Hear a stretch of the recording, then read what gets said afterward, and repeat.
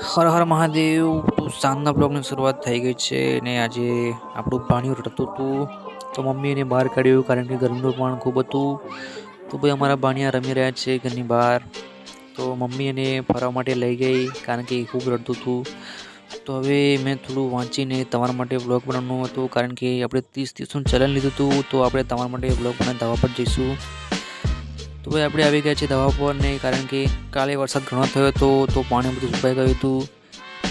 તો આ છે આપણું ઓવરલ્યુ જેનાથી ધાબા પરનું પાણી બધું નીકળી જાય છે.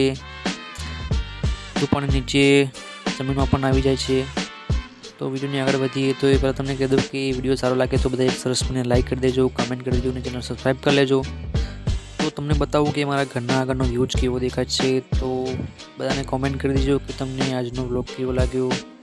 તો સુધી મળીએ આપણે કાલના બીજા બ્લોગમાં. ત્યાં સુધી બધાને જય માતાજી, બાય બાય.